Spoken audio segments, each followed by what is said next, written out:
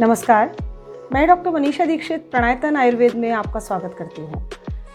आज जो कोविड की सेकेंड वेव स्टार्ट हो चुकी है और जिसमें हम देख रहे हैं कि माइल्ड और एसिम्प्टोमेटिक पेशेंट्स को हम अपने घर पे ही आइसोलेट कर रहे हैं, तो हमारे मन में ये भय रहता है कि हम किस तरीके से अपनी फैमिली में उस इन्फेक्शन को क्रॉस होने से रोकें।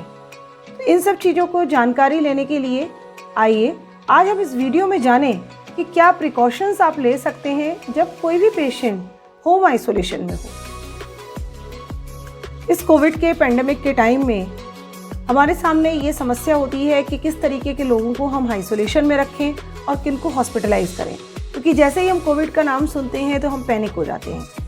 तो ज़रूरत नहीं है पैनिक होने की, क्योंकि आपके सामने एक तो आपका फैमिली मेम्बर है और दूसरा व्यक्ति जो उसका केयर टेकर है। तो अब ये जो व्यक्ति जिसको कोविड टेस्ट पॉजिटिव आया है उसके लिए क्या क्या सावधानियां बरतनी चाहिए। सबसे पहले आवश्यकता है कि उसको एक इमोशनल सपोर्ट देने की। यदि आप अपने घर में ही आइसोलेट होते हैं तो आप अपने फैमिली मेम्बर की अच्छे से देखभाल कर पाएंगे, उसको भी एक इमोशनली एक अच्छा स्ट्रेंथ मिलेगी और साथ में उस व्यक्ति को भी लोनलीनेस फील नहीं होगी। हमें ऐसा नहीं सोचना है कि यदि वो व्यक्ति घर में रह रहा है तो हम उससे बिल्कुल ही डिस्टेंस मेंटेन करके रखें।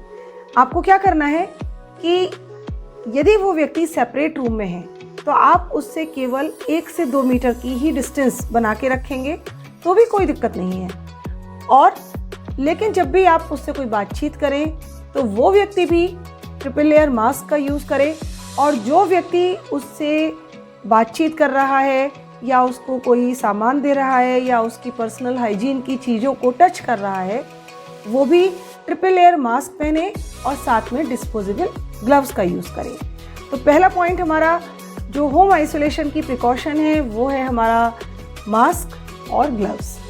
तो सबसे पहले आप इन चीज़ों को ज़रूर ध्यान रखें, और जब भी आप उस मास्क को और ग्लव्स को डिस्पोज ऑफ करते हैं तो उसको सोडियम हाइपोक्लोराइड के सॉल्यूशन में डिप करने के बाद ही आप उसको डिस्पोज ऑफ करें। अब दूसरा प्रश्न उठता है कि हमारे अंदर क्या क्या सिम्टम्स हो तब हम घर में रहें और कब हम हॉस्पिटलाइज हों। मैं ये कहना चाहूँगी कि जितने हमारे डायबिटीज़ के पेशेंट हैं, हार्ट प्रॉब्लम है, या जिनको हाइपरटेंशन है, या जिनको इम्यूनो सप्रेसिव डिसऑर्डर्स हैं जैसे कि HIV है या कैंसर है, ऐसे लोगों को घर पे रहना बिल्कुल भी सेफ़ नहीं है। उन्हें किसी डॉक्टर के अंडर सुपरविज़न ही रहना चाहिए, क्योंकि यदि कोई भी हमें सडनली कॉम्प्लिकेशन होता है तो आपको मेडिकल फैसिलिटी मिल सकती है। लेकिन यदि आपके अंदर माइल्ड सिम्टम्स हैं जैसे कि फीवर, कफ एंड कोल्ड और कोई भी दूसरी समस्याएं नहीं हैं, या फिर आप एसिम्प्टोमेटिक हैं लेकिन फिर भी आपका टेस्ट पॉजिटिव आ गया है, तो उस कंडीशन में आप होम आइसोलेशन में जा सकते हैं। लेकिन यदि आपको छाती में दबाव है, सांस फूलनी आपको लग रही है, या हाथ पैरों में कोई नीलापन आ रहा है, तो उस कंडीशन में आप अपने डॉक्टर से संपर्क कर सकते हैं। होम आइसोलेशन वाले व्यक्ति को 3 चीज़ों का ज़रूर ध्यान रखना चाहिए। एक तो वो अपने घर पर थर्मामीटर रखे, BP इंस्ट्रूमेंट रखे और साथ में पल्स ऑक्सीमीटर रखे। आप अपने ऑक्सीजन सैचुरेशन लेवल को चेक करते रहें। यदि वो 95% से नीचे जा रहा है तो आप केयरफुल हो जाएं। जो भी आपके आसपास में ऐसे डॉक्टर हैं जिनको कि कोविड गाइडलाइंस के विषय में पता है, उनसे आप संपर्क कर सकते हैं। लेकिन यदि आपका सैचुरेशन लेवल 95% से एबव है तो उसमें कोई चिंता की बात नहीं है। आप बिल्कुल भी पैनिक ना हो, रिलैक्स रहें, क्योंकि आप अपने घर के फैमिली मेम्बर्स के साथ ही हैं। आइसोलेटेड होने के बावजूद भी आपको कोई ना कोई मेंटल सपोर्ट है, तो आप रिलैक्सेशन के लिए कोई भी म्यूज़िक सुन सकते हैं, मेडिटेशन कर सकते हैं, हल्की फुल्की एक्सरसाइजेस कर सकते हैं। और इतना सोशल मीडिया है, आप कोई व्हाट्सएप ग्रुप बना सकते हैं, अपने फ्रेंड्स से चैटिंग कर सकते हैं, लेकिन पॉजिटिव एनर्जी को अपने अंदर बनाए रखें, क्योंकि यदि आप में कोई भी सीवियर सिम्टम्स नहीं आ रहे हैं तो आप 5 से 7 दिन के अंदर रिकवर होने शुरू हो जाते हैं। अब एक प्रश्न उठता है कि हम कितने दिन तक होम आइसोलेशन में रहें और कितने दिन तक हमें टेस्ट करवाना है।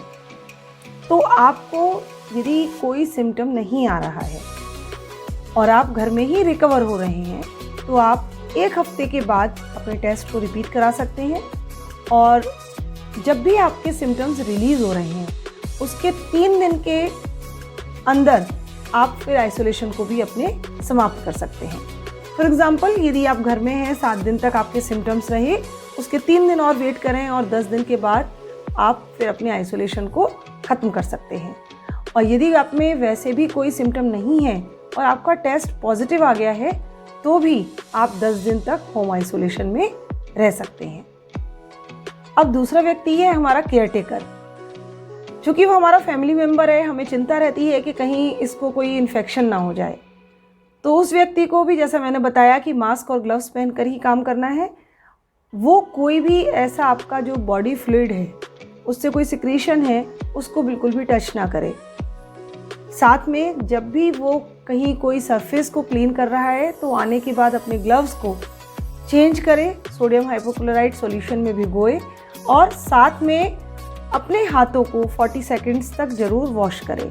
जब भी वो कोई खाना बनाने की चीज़ बना रहा है या और कोई काम कर रहा है तो उसके बाद में और पहले दोनों समय पर हाथ धोए, क्योंकि वो कोविड पॉजिटिव पेशेंट के संपर्क में है या वो उसको केयर दे रहा है। बिल्कुल हमें इतनी डरने की आवश्यकता नहीं है कि यदि हम कोविड पेशेंट की केयर करेंगे तो हमें भी कोरोना हो जाएगा, क्योंकि यदि आप इन सब सावधानियों का पालन करते रहेंगे तो आप अपने घर के मेंबर को आसानी से रिकवर कर पाएंगे। तो आशा करती हूँ इस वीडियो के माध्यम से हम अपने होम आइसोलेशन की सारी प्रिकॉशंस को फॉलो करेंगे और इसके साथ साथ हम अपने इस चैनल पर एक कोविड से रिलेटेड एक सीरीज़ भी स्टार्ट कर रहे हैं, जिसके वीडियोज़ में धीरे धीरे एवरी वीक आपके पास डालती रहूँगी।